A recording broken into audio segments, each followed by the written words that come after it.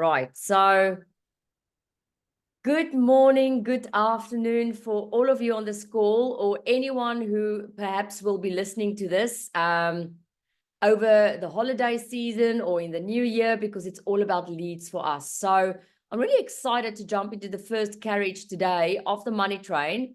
And if you're completely unaware of what the money train is, I want to highly recommend that you go and check out module 5, lesson 1, where I just gave you an overview of what the money train is, and then sort of be with me on this journey, on this train ride for the whole money train, which is going to be the lead carriage and the trust carriage, the love carriage, the sales carriage, and the journey carriage.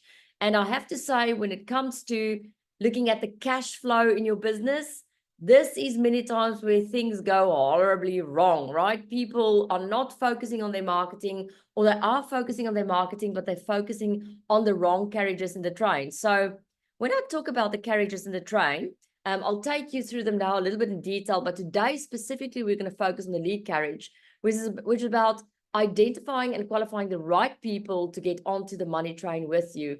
How many of you have kickstarted the money train and then it's the wrong people on the train, right?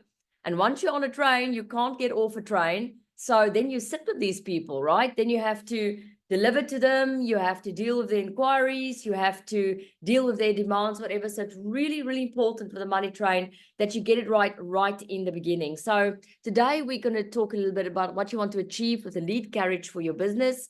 Tried and tested traffic drivers that will attract quality leads into your ecosystem, and tools to track and measure your qualified leads from day one. So this is a really, really good opportunity to set you up for the new year and to make sure that, you know, if it's possible for you already now to have a lead up into January, if you can take this extra time you have now to start upping your activity for the new year, you'll probably have a smoother transition from December into January and February. So I really commend you sitting on this call today, and those of you who's going to be listening to this afterwards, because this is directly correlated to the cash flow in your business.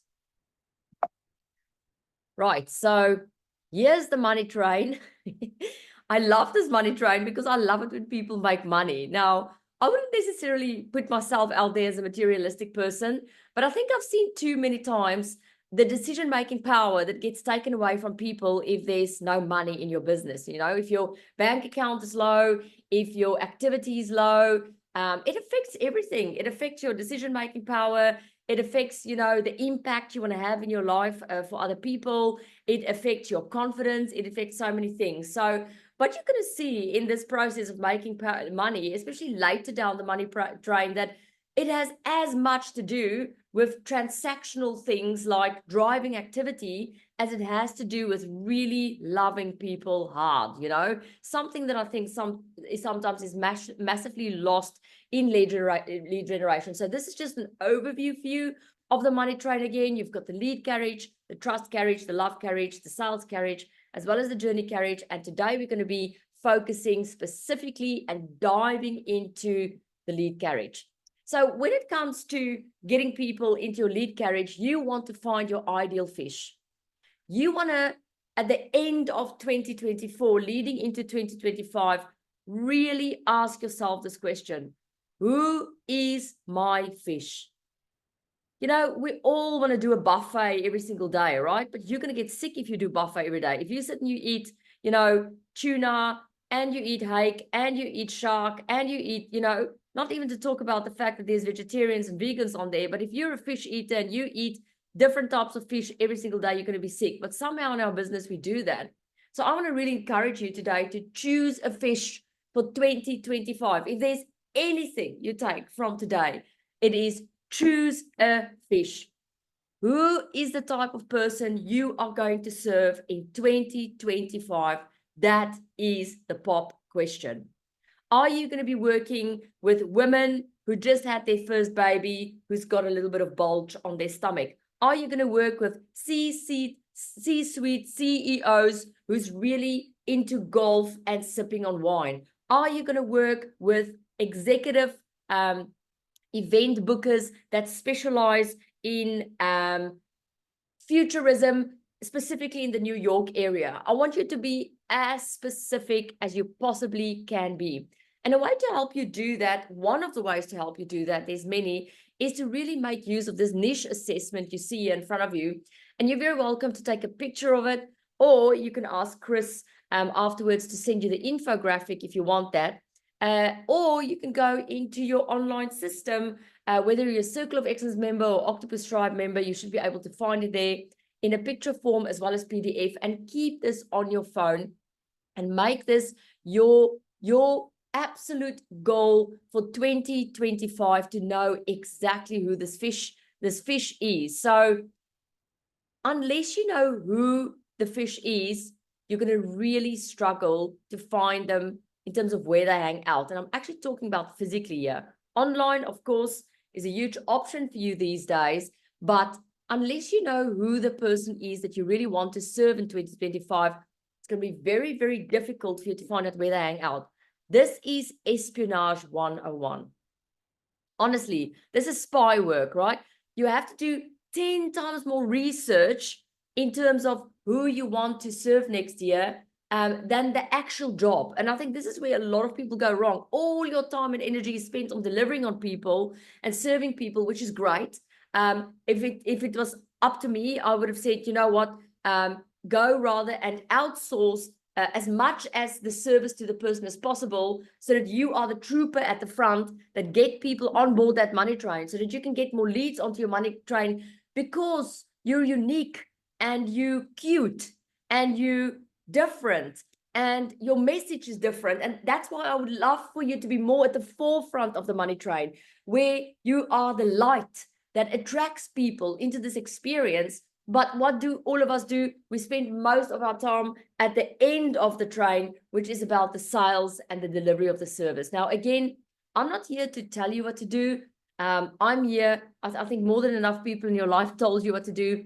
I'm here to give you options so that you can decide where you want to play more. Do you want to play more in the front of the money train? Do you want to play more in the middle of the money train? Or do you want to play towards the end of the money train? That's all up to you.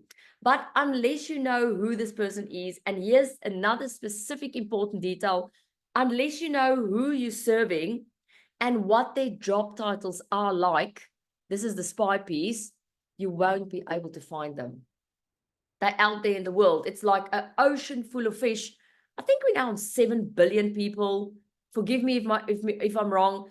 But if you don't take this time over December to go, right, out of 7 billion fish in the ocean, who is the fish that I want? Because it's my fishies, and I want to commit to those fishies, and I want to love those fishies with all my heart. I know in many, many instances we talk about our Lisas, that the type of person, the ideal person that we look for is a Lisa. So you need to find your Lisa or your George or your catfish, whatever you want to call it.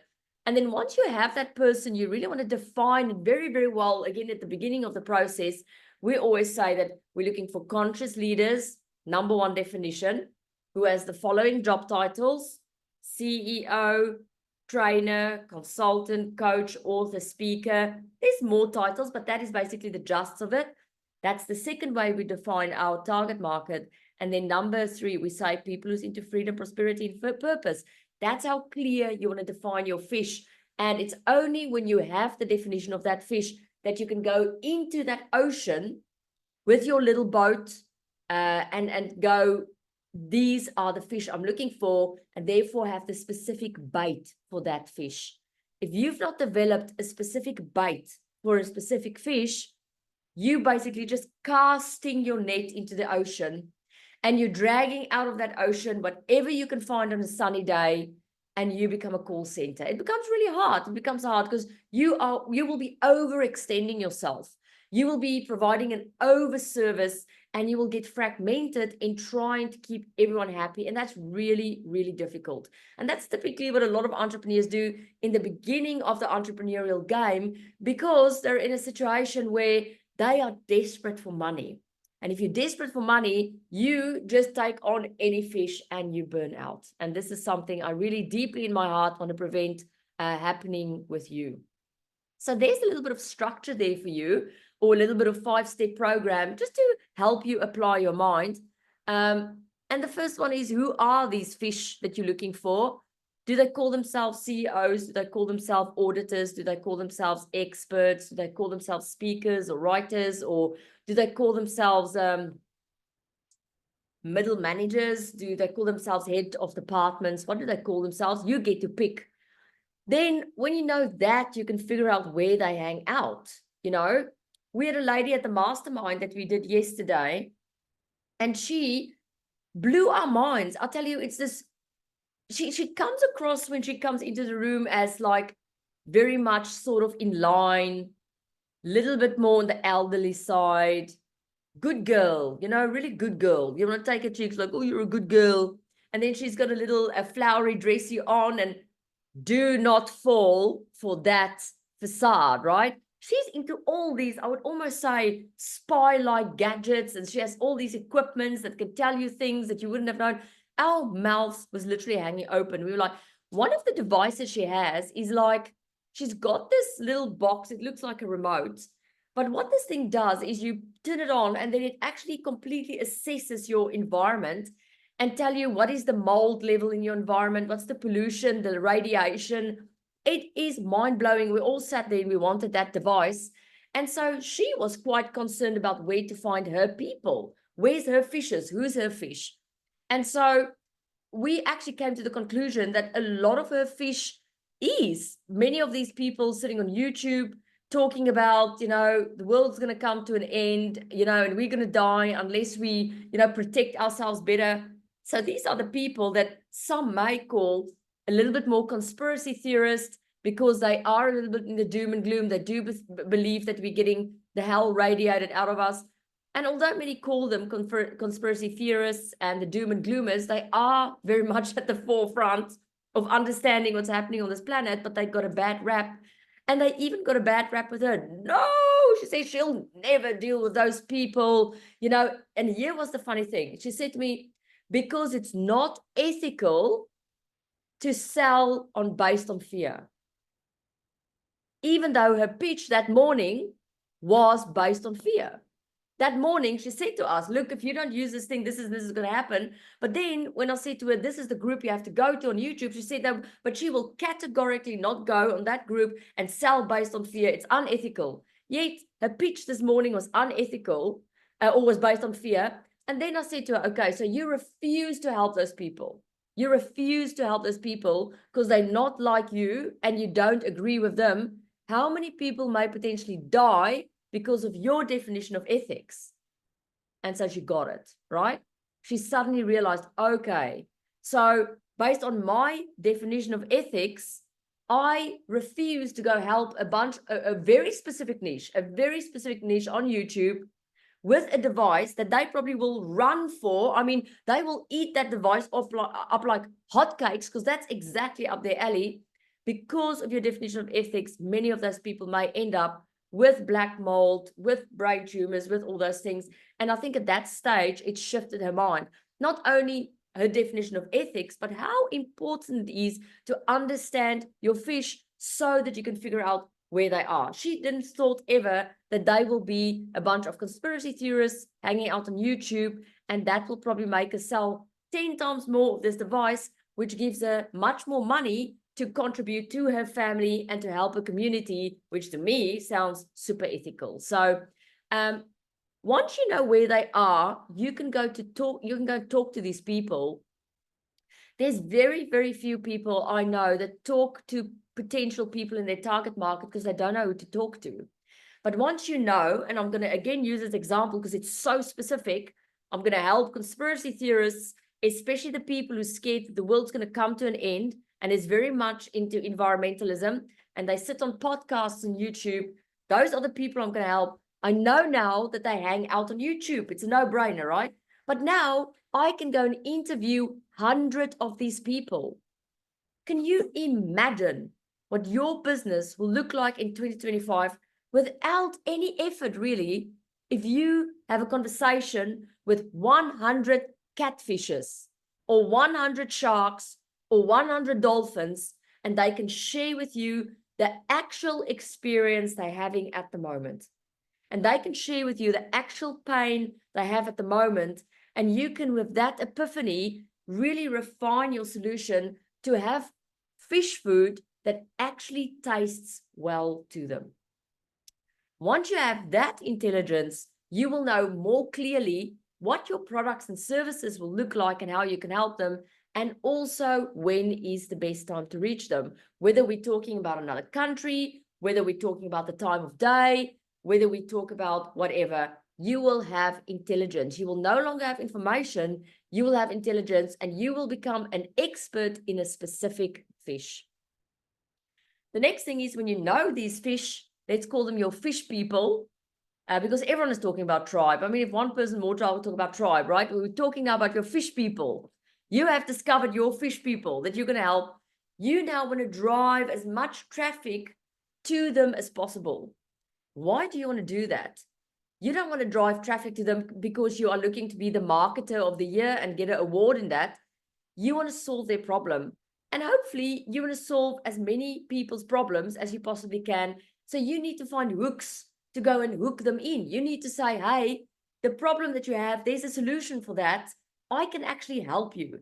But you're not going to help them unless they don't trust you. So the way in which you hook people in has to be a very trustworthy strategy.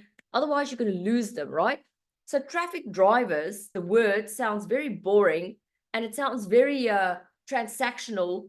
But my intention with telling you about traffic drivers is to now put your light out in the world. You have discovered who you want to help. You know where they hang out. And now you want to shine your light as bright as possible in order to attract them, for them to go, oh, there you are. I have been looking for you. I've been trying to manifest you. I've been praying for you. There you are. That's how you usually know that your light is switched on for the right people, right? These are the ways that we switch on our lights for people to see us. There's many, many ways, right? But the ones that you see here in blue, and for those of you who are only listening to the audio of this, I will talk about it, has worked for us exceptionally well. And when I was doing preparation for you guys this morning, I was actually thinking, it blows my mind that with all the changes in technology and with all the things that's happening in the world and right through COVID and everything after it, whatever, we are still using the same things to switch on our lights. Now, I'm not going to say that it's not going to change massively with AI. Of course, there's going to be changes. I mean, it's the same change than going from a calculator to an Excel sheet, and for an Excel sheet to software, and now from software to AI. That's sort of the quantum leaps we're making at the moment. So it has to change. It can't remain the same. But it's not necessarily going to change overnight. And I want to really assure you that these traffic drivers, these platforms that we've used to switch on our lights, to make people notice us, look at them as the, see them as the, what do you call that thing that warned the ships? The light thing. Lighthouse. Joni, bless you. The lighthouse. These are the lighthouses. These are the things that goes boop, boop over the ocean. And the ship comes in, and the ship is rocky, and the ship is going through energetic problems, and the ship is going through leadership problems, and the ship is going through all these issues, or there's huge dispute going on in their life, and the ship goes, oh, no one can help me. And there stands a lighthouse specifically for sharks with problems. Can you imagine what that shark must look like when they see you? That is what these traffic drivers are. And so webinars has worked very well for us. We're still going to continue to use webinars in the new year. And on the webinar, basically, you just sample pieces of you. You just talk to someone else on the webinar, or you talk to your audience in the webinar, and you initially help them with some of their problems. For example, if you're in dispute resolution, you have a webinar and you invite a lot of other lawyers and people on the webinar, and you having conversations. That's what the webinar is about. It's either you sitting on this side of the screen and you're having conversations with people on the other side, or you have a bunch of people, you put on a nice couch, you have nice candles around your couch, or like you, Saja, you've got a beautiful fireplace and a dog, you put that on your webinar, you use it like a screen set, right? And you have critical conversations about problem that a specific fish have, and you're going to drive people to you. Why? Not because you're marketing, because people's going, thank goodness, finally someone who knows what they're talking about. This does not only help people initially with their problem, but it also helps them to like you and trust you. You know, many of those people listening in may not really like you. Many of them will be crazy about you. It depends on how well you know where they hang out. If you know where your fishes are hanging out, the majority will probably get value from you massively because you've already went and found them at the places they hang out. But if you've not done that, you may have a lot of people on your webinar that's not resonating with you because you just got all the fish in the world to come and listen to you. LinkedIn, I mean, it still works very, very well for us. It helps us to fill our masterminds with LinkedIn, but we also would sometimes ask a person a question on LinkedIn. You know, Mike does this very well. If he reaches out on specifically someone on LinkedIn that he's interested in having a conversation with, he would simply say something like, I noticed the following posts you've made. I was wondering what your opinion is on that. Or you would say, look, me and Landi are heading to Iceland for business. What's business like there at the moment? It's a normal conversation. It's a question. It's not salesy and it's 100% authentic, right? So LinkedIn is still working for us. You know, we're still driving a lot of traffic from LinkedIn. We're still making use of it. Referral programs, still very, very big lighthouse in our business.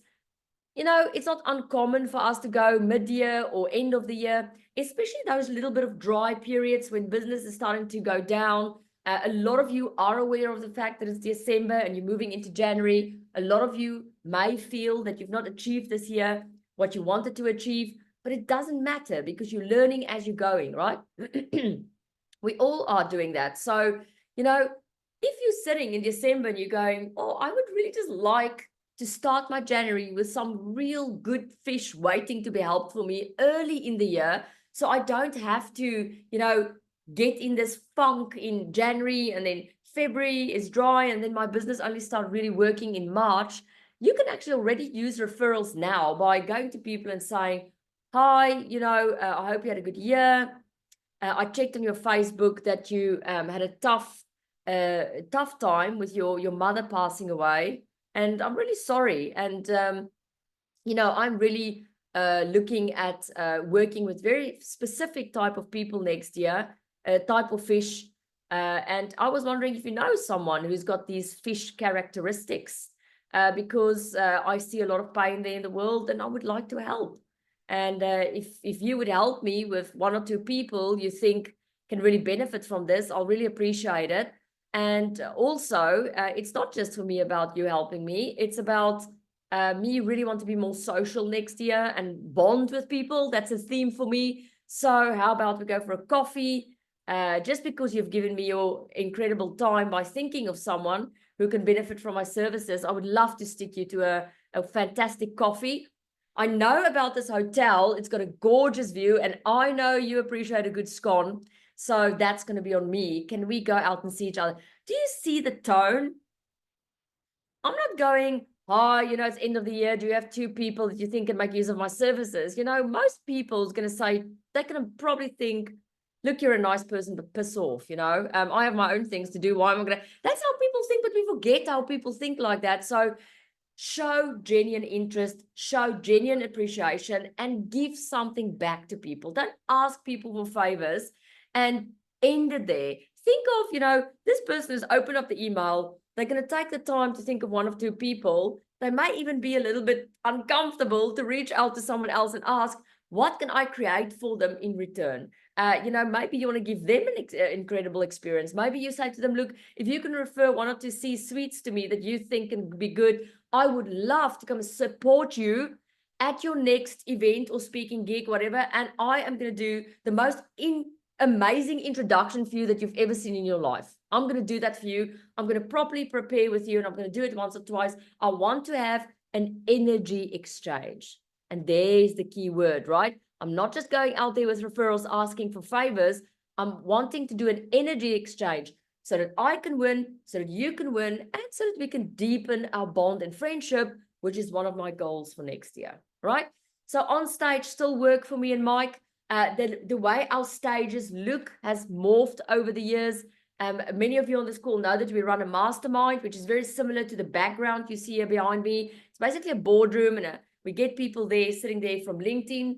And well, I should say Chris get them there. Thank you, Chris. And then people basically sit in that group and we solve their problems. And that's what we call it sampling. You can do that, be on that type of more boutique stage, I would call it. Or you can go way haywire and big, the way we did this year with the Global Speaker Summit, which is more of a bigger stage, a bigger industry stage. Or you can go grand slam and go for the corporate stages, where you start looking at 500 to your 2,000 people in stages. Or you can literally start doing big conferences and summits and arenas. So the level that you actually want to play at is all up to you. But on stage mean many things. For some of you on this call who are trainers, you know, I see training and workshop also as a type of stage. So a nice fun exercise, if you're comfortable with stages, would be to go and define it for yourself and come up with a stage that works for you. Maybe the stage you like is 3 people that you invite to your house and you have a whiteboard and you explain certain concepts for them in a group format.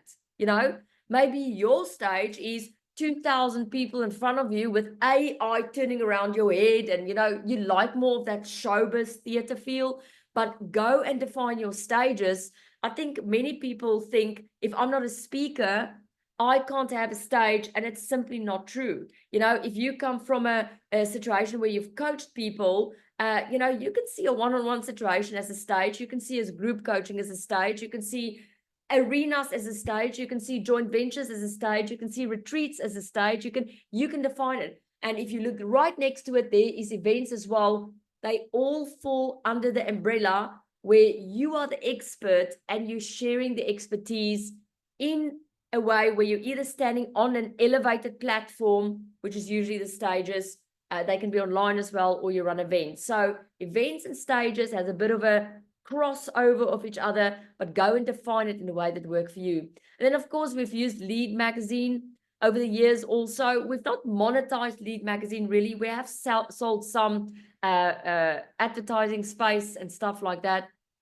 But we've not monetized Lead Magazine in the sense that we've charged an amount for it and send it through distribution channels. But, and here's a big but, we have used Lead Magazine as a positioning strategy, and quite a few times that has converted mastermind clients into Circle of Excellence members because they see other Circle of Excellence members in the magazine, and it serves as a sort of book for case studies. So we are looking at changing the Lead Magazine model in future. I'm actually having a call with someone on that today. But Lead Magazine has also been a good, they call it a lead magnet, but it's something that someone can download, and in return, they give you their email address, and then you can pursue a relationship with them. But again, how have we been taught? We all have been taught you need to have a list of 20,000 people, and then you have to spam them with crap every single day. That's how we've been taught, right? And go and look at your email and see if you enjoy that. It's not enjoyable at all, right? You can see it's all automated. You can see these people don't care about you. You can see that they are fishnetting. They're literally throwing the net out by that and hoping someone who's a little bit vulnerable today or happen to see their heading will bite onto that, right? But if you've got an email list of 1,000 people, my dearest friend, I've got good news for you, because that puts you in the position to write a love letter to each one of those people over Christmas. And I can absolutely assure you, you will thrive in 2025. If you start looking at your email list as, okay, I've got a really good lead magnet like Lead Magazine, or I have a checklist that people can download for free, or I have an assessment that shows them exactly how much crap they are at the moment, or whatever, and you can give them that as a gift. And in return, you get the email address for that. And you treat that email address like the biggest treasure that anyone has ever given you. And you start writing love letters to people. Hi, I know you've just been on my website. You've got the free checklist. I think it's going to really benefit you next year. This is how it comes about. So you are welcome to share it with any of your friends and family if you think it can help them. Also, I am here for you if you have any questions. And, you know, potentially if you want to jump on a half an hour, no obligation call with me so that we can see where you are at the moment, very, very happy to do that. Other than that, I see you just got a new puppy. Enjoy that. Have a wonderful festive season. Or if the person is not into festive season, whatever is appropriate to them, lots of lovies, Sahaja.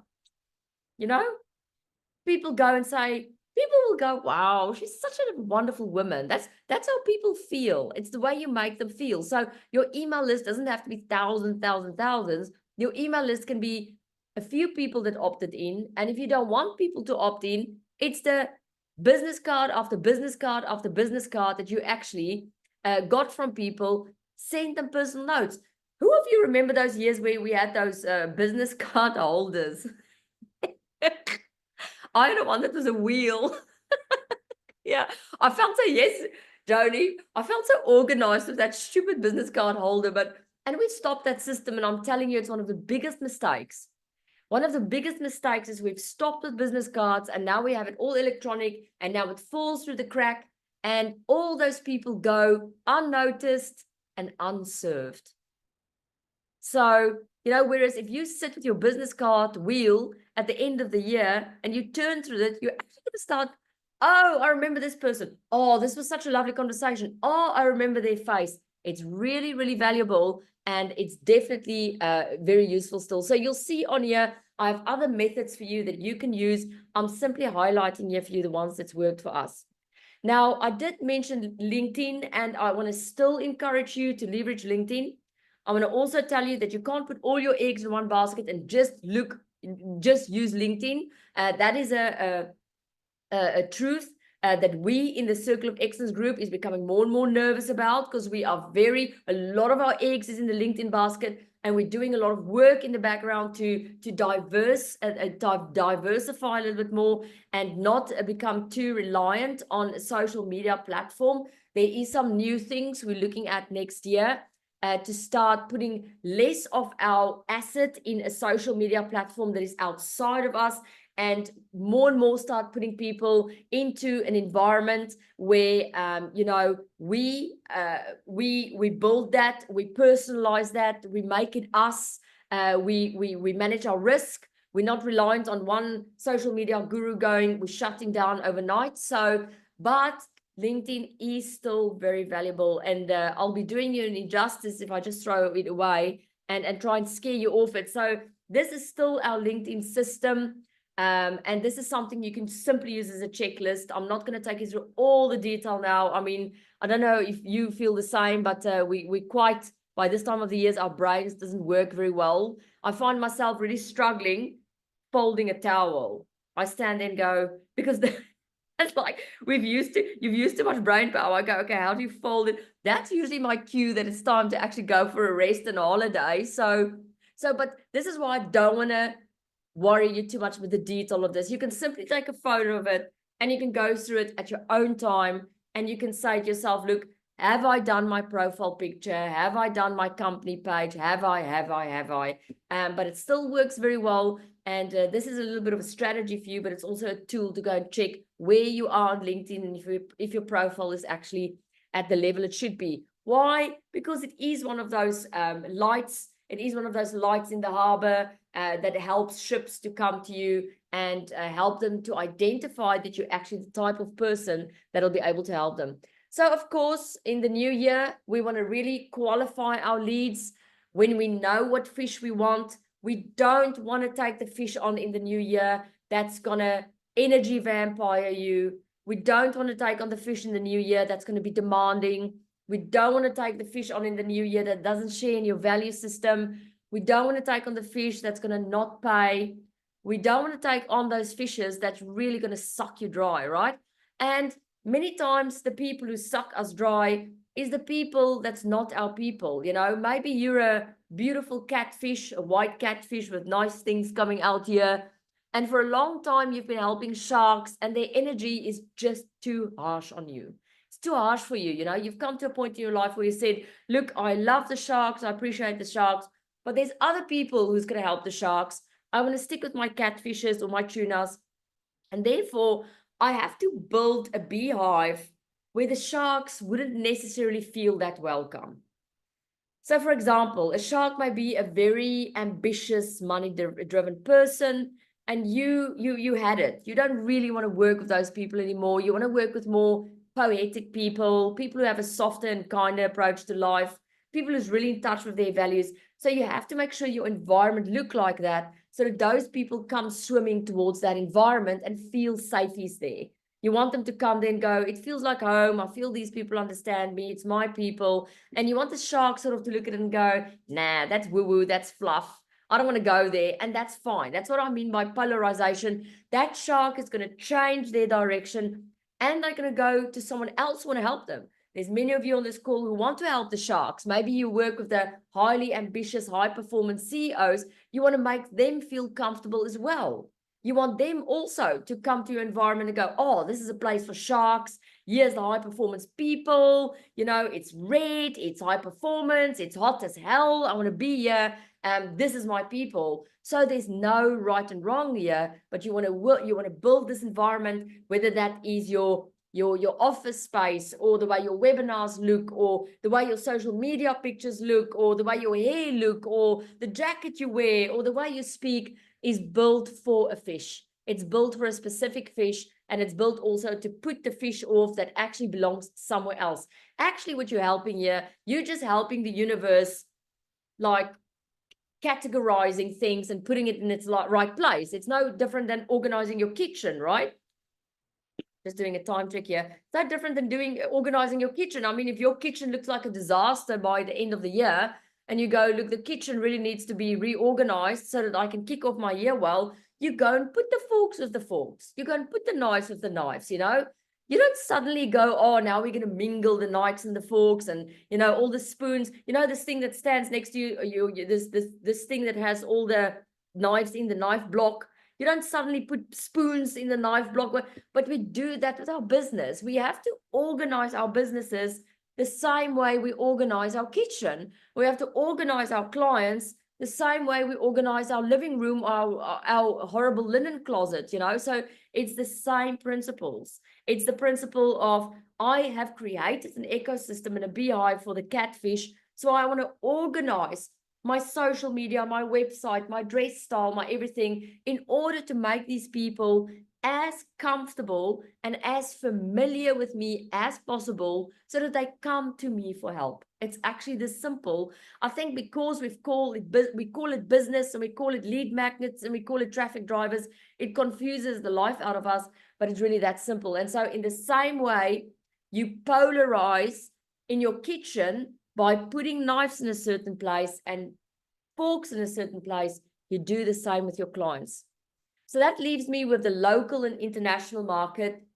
You know, you don't have to go global. It's a big stress for people. There's a lot of Circle of Excellence members that we work, then we say, then they go, I want to go global because it's very exciting. But then they go global, and then they can't keep up with the travel. They have problems with not being with their family and loved ones that they dearly want to spend as much time with.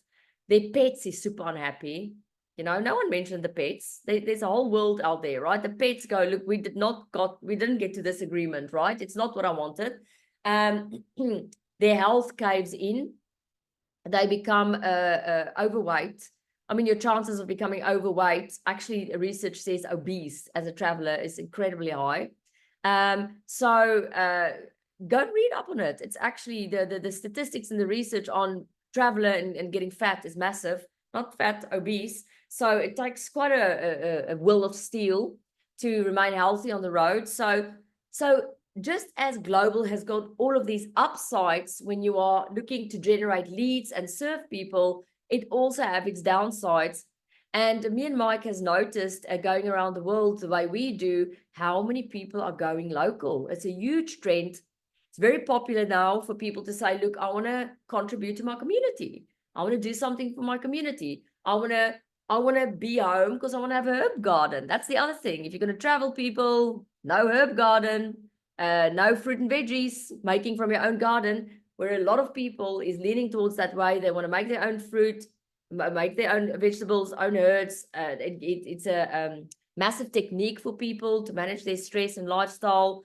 You know, many people are looking at their community. I mean, here where we live in Strand, we have a whole youth committee that's changing the face of Strand. They've decided that Strand is for too much setup for older people, and they wanted it to be young and vibey. And so they've been working on putting restaurants on seafront.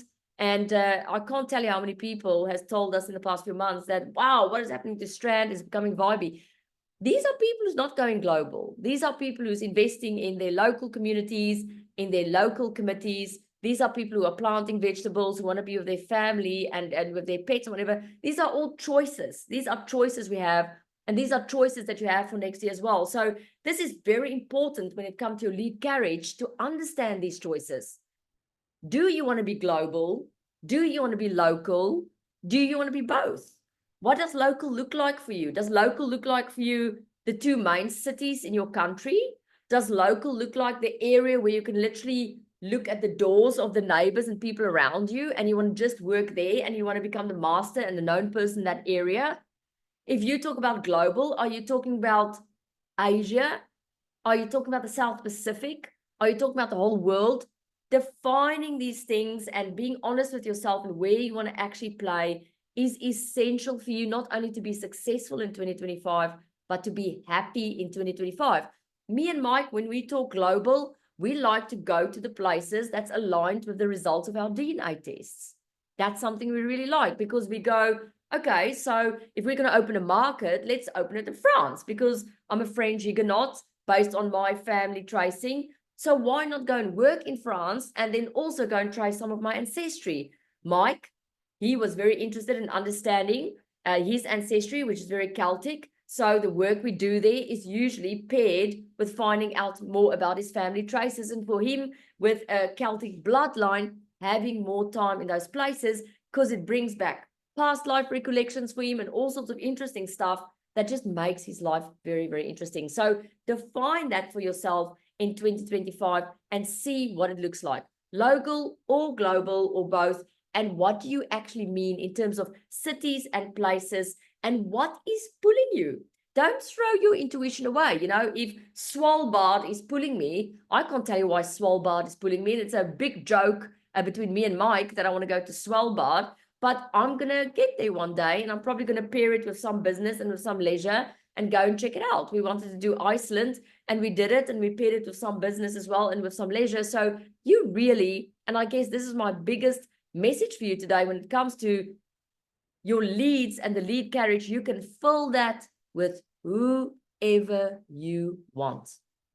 You don't have to take on anyone. You can fill it with whoever you want, and they can be hanging out wherever you want them to hang out, and create people around you that is your people.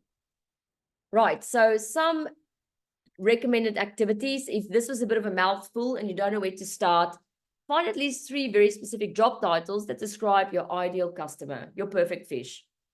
Even just doing that will quite make a difference to 2025 for you, because you'll know, because you can use LinkedIn then. You can go to LinkedIn and you can look for those job titles on LinkedIn in specific countries and areas.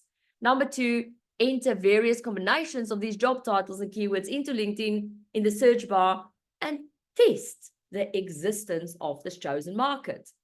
I remember when we were in America, we wanted to start the conscious leadership movement, and we wanted to find a lot of conscious leaders on LinkedIn and drag them into a Facebook page. And I said to Mike, this will be funny if people actually call themselves conscious leaders. And I went online, I would put conscious leader, comma, Japan, conscious leader, comma, New York, conscious leader, comma, Cape Town. And we filled the conscious leadership movement Facebook page with over 2,000 people who call themselves conscious leaders in less than 3 months. Just by doing that, just because we understood the title, so you can do it as well. That is all I'm going to give you for now. I'm not going to go through the evidence of accomplishment. I don't think it's apt really for this time of the year. But I am going to encourage you to come to our next carriage. The next time I'm on, I'll be taking you further down the money train. We're going to talk about the trust carriage, and we're going to talk about the various ways you can help people to create trust and to get to trust you. But that's probably going to be in the new year. Me and Mike will be knocking off from the 11th of December until around the 15th of January. So my next session with you will probably be there. Then I want to stop the share now and give you the opportunity. Please share with me any insights, anything that popped for you today, maybe any tips that you have for us that especially works well for you. Thank you. Happy holidays to you as well, Saja.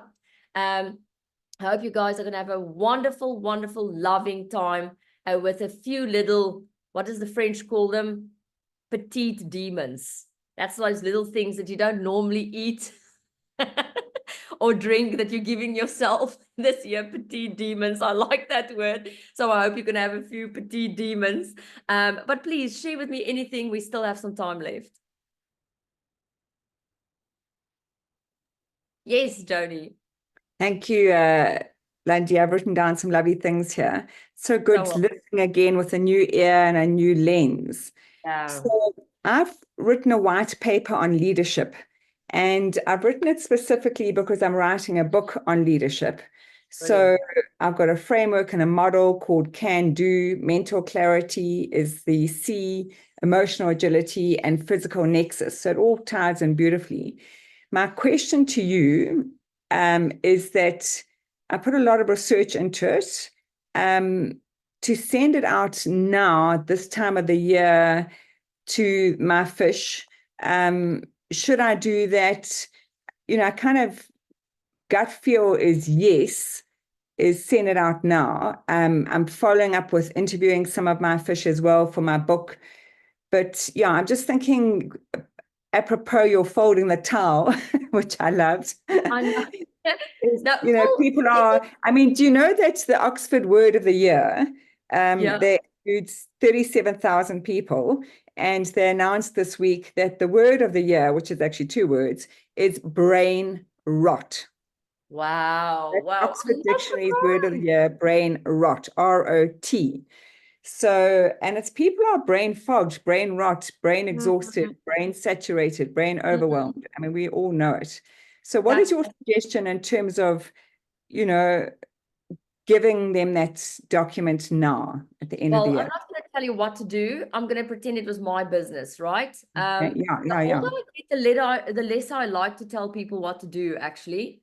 So I'm going to pretend it was my business. If this was my business, my logic would have been that people, my hard work is going to get lost in transition. That would have been my first thought. I would have gone, people are trying to end the year, they're trying to clean their emails, they have a transactional mindset, getting stuff out of the way. They're not open, they're closed, and they want to conclude, right? So for me to put that incredible piece of work into that mindset would be to not leverage it, right? I would rather this time of year, from a lead generational point, write people love letters. Hey, I see you've had this year. I just want to know, I want you to know I appreciate the time we work together. I love you. I see your mom has died. 100. I'm serious, right? Go and choose 100 people and write them 100 love letters. You are setting yourself so much up for the new year and karma. And people just come back. They're just going to say to you, Joni, no one ever cared to write me a letter like this, right? Yeah. It has to be personalized.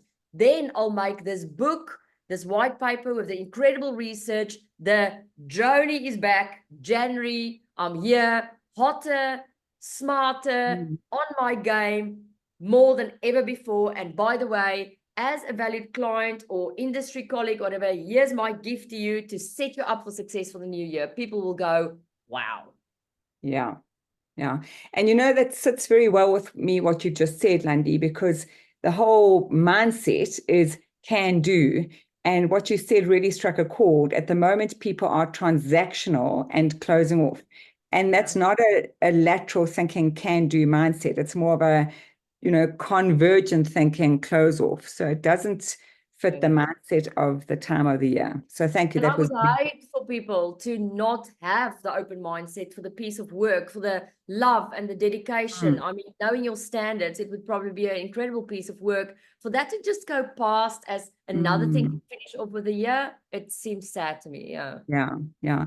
So I think what I'll do is I'll spend my energy on people who are willing to be interviewed, and just be gathering more data, because that's also another way of building those relationships. And it's so jolly interesting when people speak about some, stories in their lives. It's really interesting. Absolutely. And people love it when you ask them questions about themselves. Yeah. Why? Not because they're Yeah. arrogant, because no one bothers. No one Yeah. bothers. Yeah. And it's fascinating. Thank you. This has been only sort of the last minute. Thank you, Chris. But I'm glad I shuffled things around. I really, really wrote some lovely notes with pink highlights. Fantastic. It's always wonderful to have you, Joni. Really, I'm glad. And I can't wait to see that piece of work come out. Thank you. Thank you, everybody. I'm going to run. Anyone else? Anyone else want to say something? Maybe you want to maybe have an aha moment. By the way, it's not set up like this that the fan wave on my hair because I'm trying to create some sort of friggin' model look or something. It is just really, really hot. No one? Okay, well, if there's no one else, I just want to say to you all, because it's my last worldwide business intelligence or global intelligence update for the year, I want to say for those of you on the call and for those of you that's going to be listening into this, I just absolutely love and adore every single one of you. And I hope your 2025 or your Chinese New Year, which one you celebrate, I know we're entering the year of the snake, is going to be way beyond your expectations, that there will be lots of surprises coming your way, that you'll feel strong mentally, emotionally, physically, and spiritually to take on those unpleasant surprises that life brings us, and that your bonds will just be deeper with people, and that you'll really, really, really take the time this year to look after yourself and to listen to the whispers of your heart. Both me and Mike love you very, very much, and we'll be seeing you in the next year. Lots of lovies. Here's your kisses. Thanks, Landi. You're always welcome. Bye.